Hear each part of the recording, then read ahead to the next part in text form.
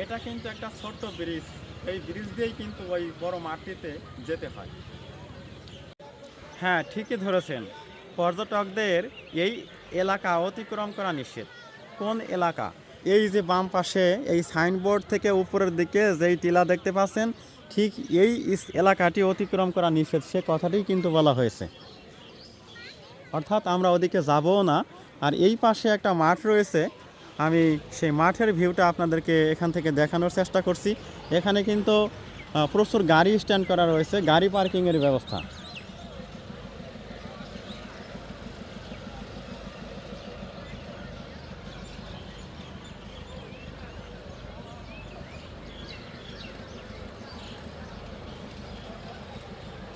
আপনারা ভ্রমণ করবেন, ভ্রমণকে নিরাপদ করার জন্য যা যা করা প্রয়োজন সেই প্রস্তুতি নিয়েই কিন্তু ভ্রমণে আসবেন।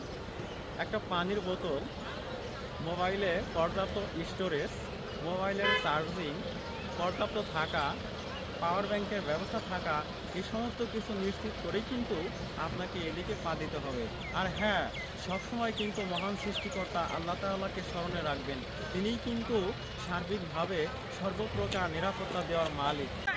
হ্যাঁ, সে কিন্তু শুয়ে আছে, সে কিন্তু এইসব সাজেক ভ্রমণের কিচ্ছু বোঝে না। সে শুধুমাত্র শীতের সকালে এখানে শুয়ে শুয়ে রোদ পোহায়। সে আর কেউ না, সে হলো মিস্টার ডগ।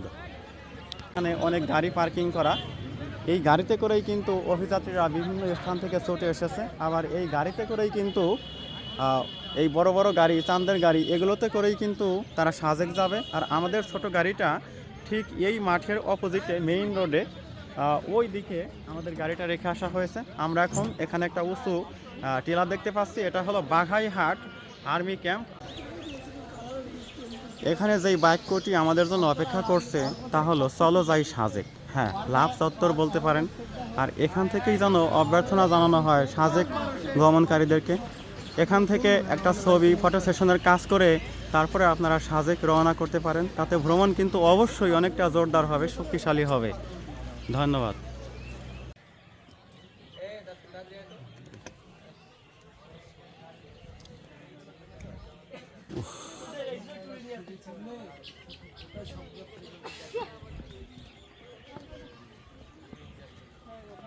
অন্ধকার আসছে এখানে বলে ভালো আসছে।